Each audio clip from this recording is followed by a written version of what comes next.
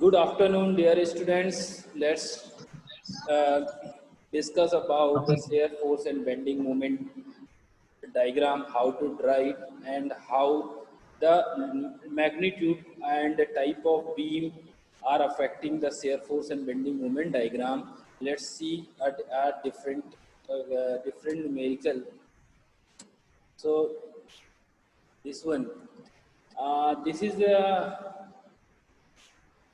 okay. So this is a problem.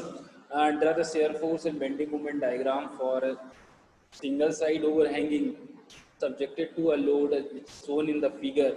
Determine the absolute maximum bending moment and shear force and mark them in shear force and bending moment. Also locate the point of contraflexure if any.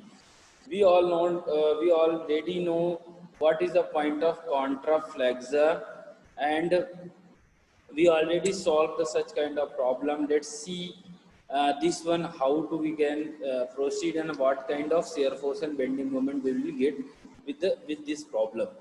So this is if you understood this how to solve such problem, so you can solve any kind of the problem under this chapter called shear force and bending moment. ठीक है. सो ये एक समझ एक problem है.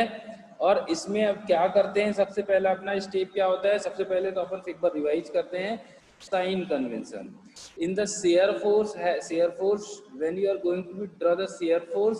सो sign convention is different. When you are going to be find the bending moment diagram, then sign convention is something else, and we are going to be calculate the moment, then sign convention is different. So I try to remind you, when you going to be draw the bending shear force, then आप क्या करते हो, simply ये section x x है जो vertical दिख रहा है आपको, और बीच लोड एक्टिंग, आपको जो ऊपर से लोड लगते हैं ये वाला क्या होता है पॉजिटिव, ये जूम करते हैं ना पॉजिटिव, ये नीचे का negative, and here this one is positive and this one negative. This is sign convention for the shear force. Then we can see for the bending moment, आपको पता है अगर beam try to move upward direction like this, positive, so it will be a positive. Yes, when it is moved downward, it's negative. And when negative. you are going to be find out the movement only, so clockwise positive and anti-clockwise Negative. तो ये simple सा तरीका है जो आपको पता है, और प्लीज आप इसमें कंफ्यूज मत होना. ये सब बहुत सारे स्टूडेंट हमेशा मूवमेंट और बेंडिंग मूवमेंट में प्रॉब्लम करते हैं, इसलिए मैं बार बार आपको रिपीट कर रहा हूँ. तो चलिए सबसे पहले आप यहाँ आर ए निकालेंगे और यहाँ पर आर बी निकालेंगे. आर ए आर बी आपको निकालने के लिए क्या करते हो, किसी एक के अबाउट बेंडिंग मूवमेंट नहीं, मूवमेंट को आप क्या मानते हो, zero. So suppose support B के अबाउट आप summation of M B is equal to zero आपने माना, तो जितने भी लोड ऐड कर रहे हैं वो इस पर्टिकुलर पॉइंट के का sum of the moment about the point B must be equal to zero. So आप यहां देख सकते हैं, चलिए देखिए हम आ गए इस प्रॉब्लम में.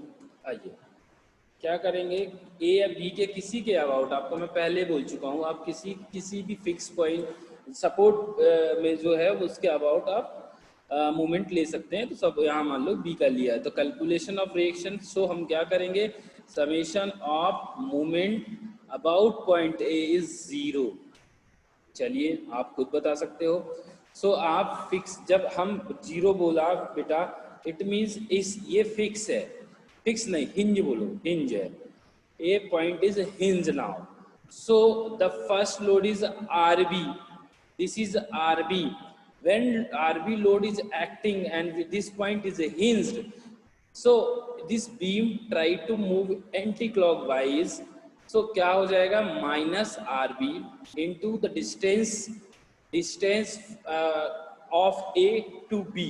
ए टू बी का डिस्टेंस है 5 मीटर. सो आपने लिखा minus RB into 5। Sir minus RB कैसे होगा? माइनस इसलिए क्योंकि it's moving anti clockwise, yes calculating the movement, not bending movement. Yes sir.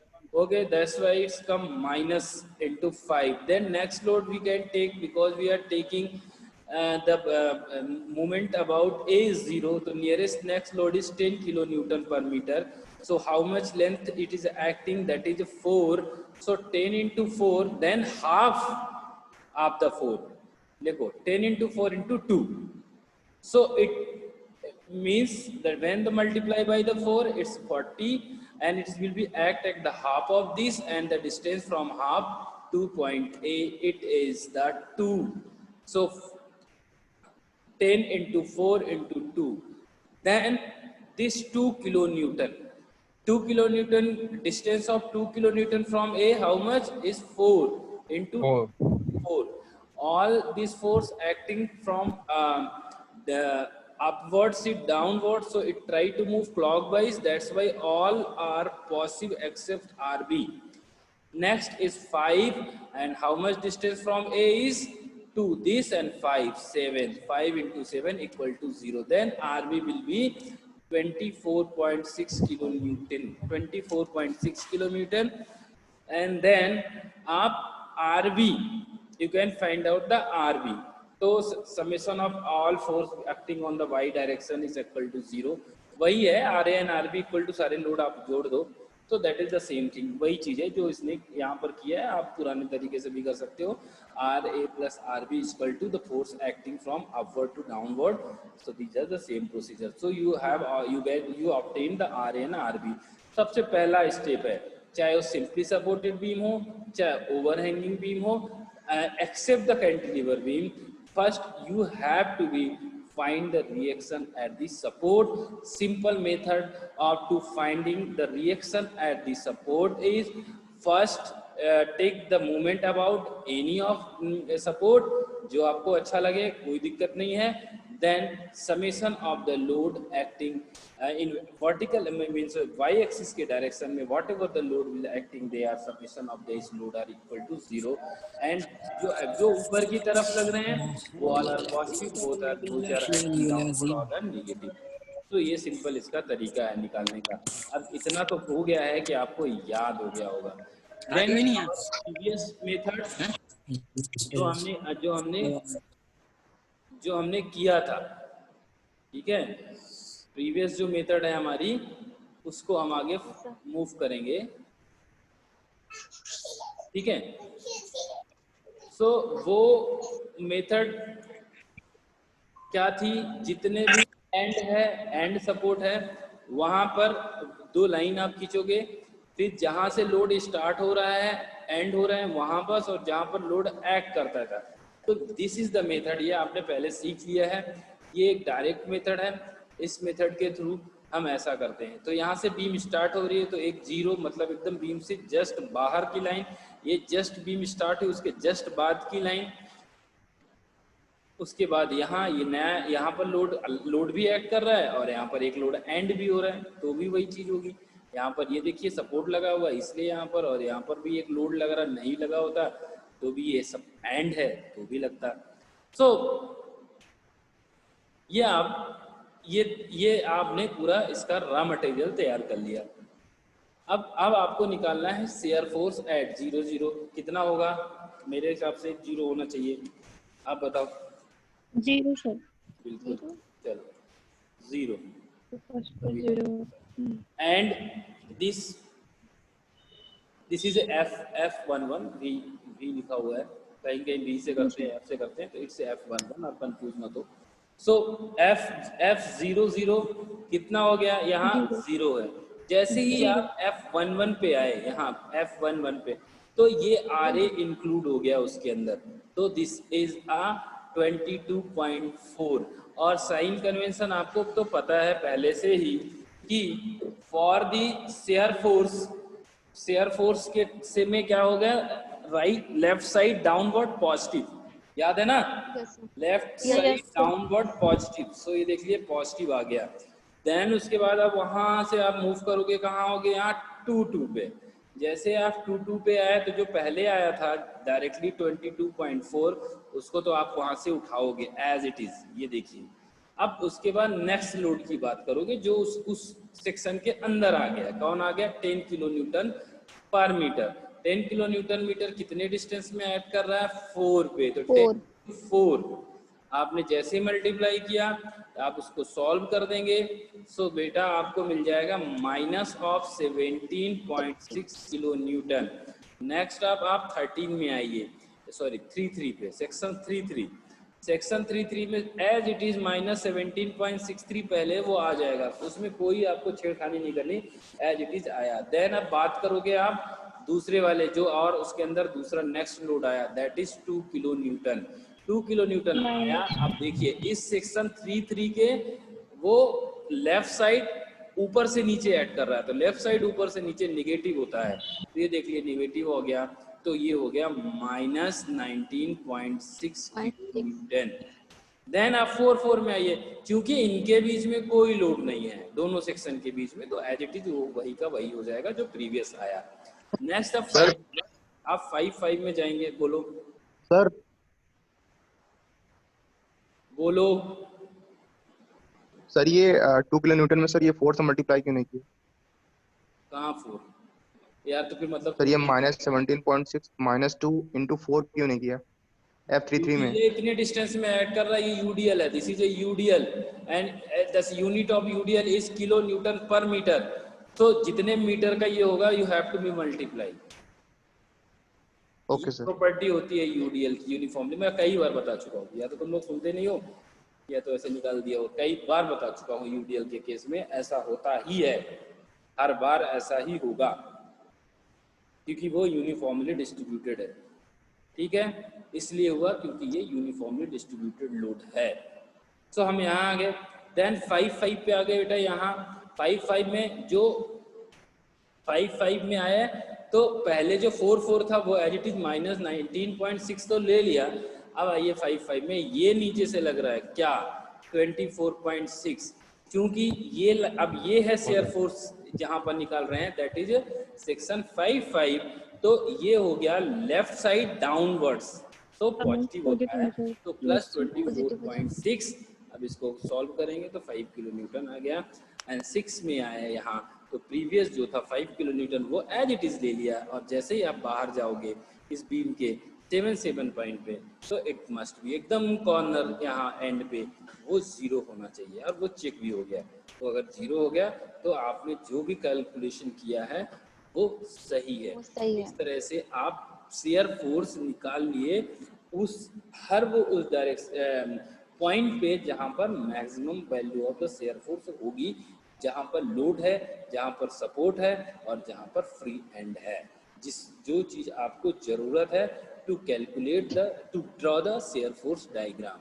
अब बहुत सिंपल है, इन सब वैल्यू आप देखो, F00 का मतलब यहाँ से स्टार्ट हो, तो आप एक लाइन खींच लोगे न्यूट्रल लाइन, 00 का मतलब यहाँ पर, फिर F2 F11 तो 22 ऊपर जाएगा ऐसा, ठीक है।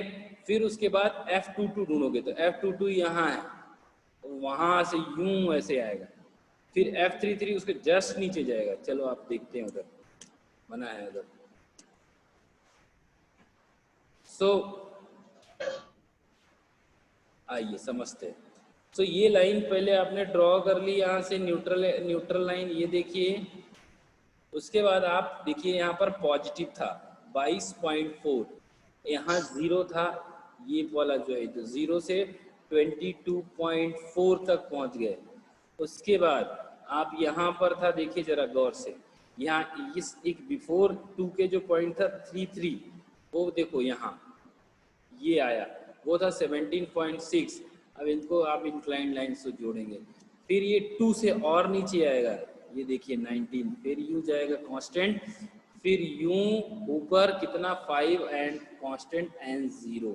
तो ये हो गया share force diagram for the given beam loaded diagram, you can say, ठीक है। सो ये हो गया शेयर फोर्स डायग्राम। आपको ऐसा कलर नहीं बनाना है, पेंसिल से आपको हैच लाइन ऐसे ऐसे ड्रॉ यहाँ पर बना देनी है। जहाँ पॉजिटिव होगा प्लस बना देना है, जहाँ नेगेटिव होगा वहाँ नेगेटिव बना लेना है, जहाँ पॉजिटिव होगा पॉजिटिव बना देना है। तो this is a method to find out the shear force और shear force diagram of any loaded diagram which is given in the question. अब बेंडिंग मूवमेंट निकालना कठिन नहीं है, शियर फोर्स में तो ज़्यादा खेल होता है। तो पॉइंट का प्लस इधर का उधर का नंबर इधर, उधर का नंबर उधर करने में बहुत दिक्कत होती है। बेंडिंग मूवमेंट मेरे हिसाब से तो आसान है। सो ये क्यों ये पूछा था कि जहाँ पर ये 0 हो रहा है उसकी डिस्टेंस बताना। तो इसको कैलकुलेट करने के बेटे अपने पास दो मेथड हैं। एक तो आप क्या करो, ये निकालना है ये वाला, तो हमको ये पता है और ये इसको यहाँ जोड़ दो, इस वाले को, ये पता है हमको ये डिस्टेंस निकालना है। तो कैसे निकालोगे आप, राइट एंगल ट्राइंगल प्रॉपर्टी लगा दोगे तो you are able to find this. मैं बता देता हूँ आगे चलो। चलिए अब हमको फाइंड आउट करना है बेंडिंग मोमेंट इस सेक्शन पे, यहाँ इस बीम में। तो maximum bending moment will occur at the section where the shear force is 0। तो बेंडिंग मोमेंट मैक्सिमम कहाँ होता है, जहाँ पर शियर फोर्स 0 होता है। ठीक है, the shear force so that section having 0 force is available in the portion AC। Exactly AC portion में शियर फोर्स 0 आ रहा है, मतलब वहाँ पर बेंडिंग मोमेंट मैक्सिमम होगा। Let's that section X is considered at distance X from the support A। Support A से हमने मान लिया कि वो डिस्टेंस X पे है, जहाँ पर ये देखिए शियर फोर्स 0 हो रहा है, लेकिन वो डिस्टेंस हमको कैलकुलेट करनी है। तो देखिए कैसे कैलकुलेट कर सकते हैं। We have two options.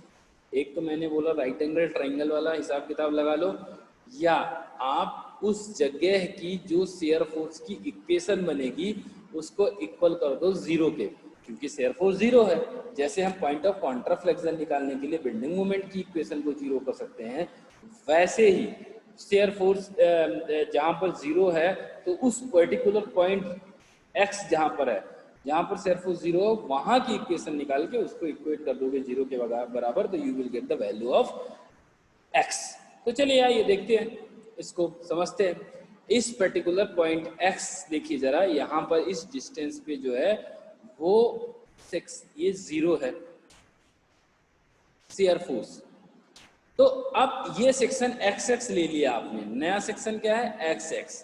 तो इस सेक्शन पे देख लीजिए कौन से लोड आ रहा है। एक तो RA आ रहा है, RA कितने का है 22.4, क्योंकि सेक्शन के लेफ्ट साइड और नीचे से ऊपर की तरफ जा रहा है तो ये पॉजिटिव होगा। ये देख लो 22.4। अब ऊपर से क्या लग रहा है 10 किलो न्यूटन मीटर का यूडीएल, और डिस्टेंस वो आपने ले ली X। तो अब आपको 10 इंटू X, जितने सेक्शन में 10 किलो न्यूटन का लोड लग रहा है दैट इज X। तो 10 इंटू X और यहाँ से X की वैल्यू आ जाएगी 2.24 मीटर।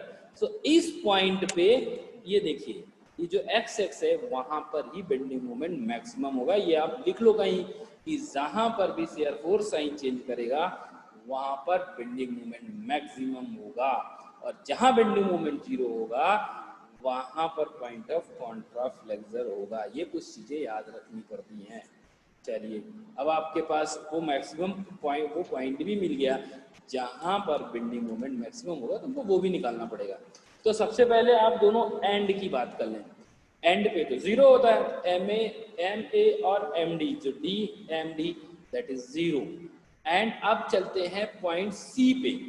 इस पॉइंट पे कितना होगा यहाँ पास, तो आप सब वहां से इस पॉइंट से डिस्टेंस, पहला लोड है 22.4 और 22.4 की C से डिस्टेंस कितनी है 4।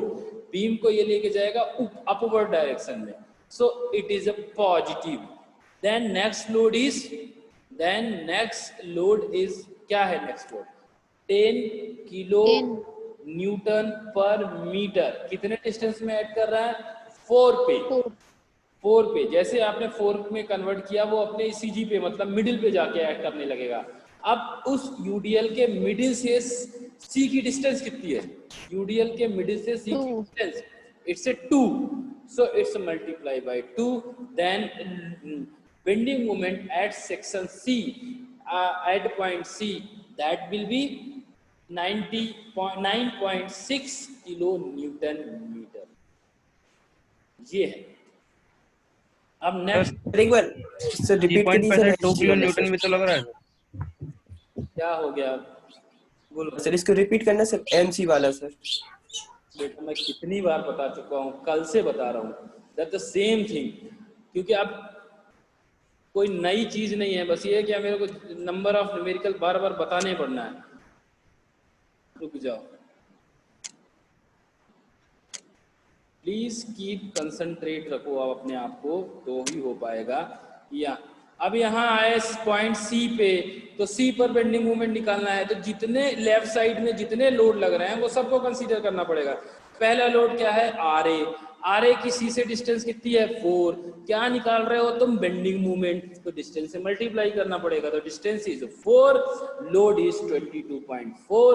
अब ये बीम को ऊपर की तरफ लेके जाएगा, क्योंकि मैं बेंडिंग मोमेंट की बात कर रहा हूँ, मैं मोमेंट की बात नहीं कर रहा हूँ, तो पॉजिटिव होगा।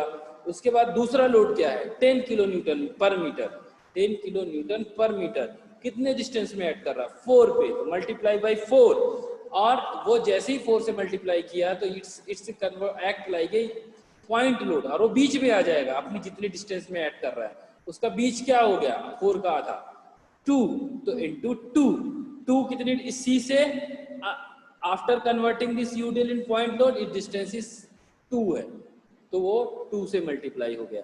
अब इसको सॉल्व कर दिया तो वो हो जाएगा 9.6 किलो न्यूटन मीटर, ये यहां तक। अब इसके बाद आप बी पे आ जाइए, बी पे निकालना है।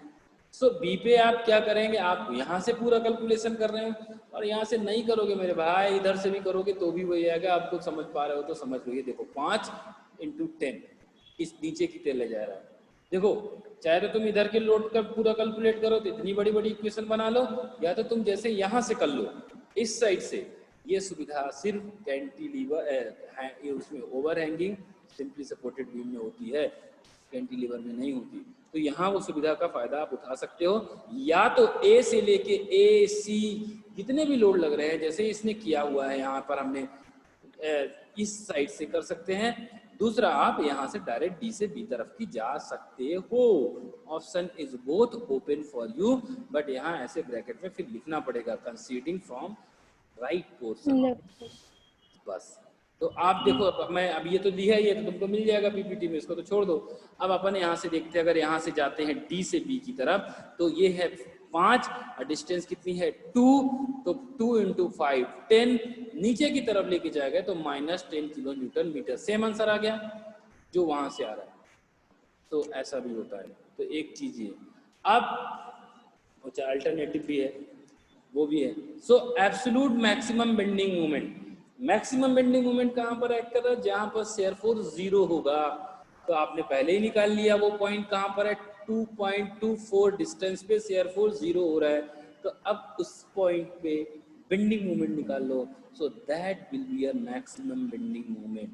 ये फंडा आपको क्लियर में समझ में आ गया होगा। तो अब जब यहाँ आ गया कहीं 2.24, यहाँ कहीं बीच में आ जाएगा, देखो यहाँ कहीं, तो 2.24 से 22.4 × 2.24, क्योंकि यहाँ से डिस्टेंस उसकी 2.24 है, माइनस कौन सा लो 10 वाला, कितने डिस्टेंस पे लग रहा है 2.24, 2.24 दो बार, ये स्क्वायर है, ये वाला एक स्क्वायर है बाई 2 नहीं है, ये 2.24 का स्क्वायर बाई 2 है, चाहे तो अपने कॉपी में सुधार लो, 2.24 का स्क्वायर बाई 2। अब इसको आप सॉल्व करोगे so you will get the maximum bending moment. ठीक है, अब सारी वैल्यूज को सही तरीके से हम यहाँ पेस्ट कर देंगे। चलिए आओ समझते हैं। यहाँ पर कॉर्नर पे तो 0 था, ये इस सेक्शन में मैक्सिमम है 25.1 किलो न्यूटन, तो हम उसको मार्क कर देंगे, इसको मार्क कर देंगे, फ्री हैंड से ऐसे पैराबोला बना देंगे यूं लाइक दिस, ये एक पैराबोला है। फिर उसके बाद हम क्या करेंगे, इस पॉइंट सी पे जो आया था 9.6 उसको मार्क कर दिया। ये सब अंदाजे से रखना है, कंपैरेटिव वैल्यू रखनी है, कोई स्केल नहीं लेना, कुछ नहीं करना। फिर इसको मिला देंगे उसी फ्लो में। उसके बाद हम यहाँ आएंगे, यहाँ पर था निगेटिव, यहाँ था देखिए ये निगेटिव वैल्यू थी -10, तो -10 और इसको यहाँ तक लेके आएंगे, यहाँ तक ये देखो, यहाँ तक ये पैराबोला है, कहाँ तक, सी तक। जहाँ तक यूडियल होगा वहीं पैराबोला होगा। जैसे ये यहाँ तक आया सी के बाद, ये प्लेन हो गए, तो ये स्ट्रेट लाइन है, ये स्ट्रेट लाइन है, ये वाला। फिर ये भी ये इंक्लाइंड लाइन है, ये लीनियर लाइन है या इंक्लाइंड लाइन आप बोल सकते हो। तो ये एक लाइन है और ये कर्व है, ये ऊपर यहाँ तक 9.6 तक कर्व है, क्योंकि वहाँ तक यूडियल एक्ट कर रहा है। उसके बाद इंक्लाइंड लाइन है ये, और ये दोनों इंक्लाइंड लाइन है। आपको ऐसा बनाना पड़ेगा, को कर्व दिखे और वो लाइन दिखे जो कि कंटिन्यू में। ये पॉजिटिव ऑब्वियसली इस लाइन के रेफरेंस लाइन है, इसके ऊपर वाले पॉजिटिव और इसके नीचे वाले नेगेटिव। अब क्या बात हो गई कि ये देखो यहाँ पास बी के बीच, सी और बी के बीच में यहाँ पर बेंडिंग मोमेंट साइन चेंज कर दिया। अब जहां बेंडिंग मोमेंट साइन चेंज कर दिया, that is called point of contraflexure. तो आपको यार दो चीज इंपॉर्टेंट हो गई। एक तो क्वेश्चन में पूछ सकता find the maximum bending moment, तो जैसे पूछा मैक्सिमम बेंडिंग मोमेंट, तो आपको जहां शेयर फोर्स 0 है, where the shear force is 0, ये तो मानो कि वहां बेंडिंग मोमेंट मैक्सिमम होगा, तो वहां की इक्वेशन निकालो शेयर फोर्स की, इक्वल टू 0 कर दो, वैल्यू ऑफ x निकालो, मैक्सिमम बेंडिंग मोमेंट निकाल दो। जहां पर बेंडिंग मोमेंट साइन चेंज करेगा वहां पर आपको मिलेगा पॉइंट ऑफ कॉन्ट्राफ्लेक्सर। अब ये इनको निकालनी पड़ेगी, ये डिस्टेंस यहाँ से निकालनी पड़ेगी, तभी मिलेगा आपको उसका पॉइंट ऑफ कॉन्ट्राफ्लेक्सर। अब वो निकाले, तो चलिए ये डायग्राम हो गया,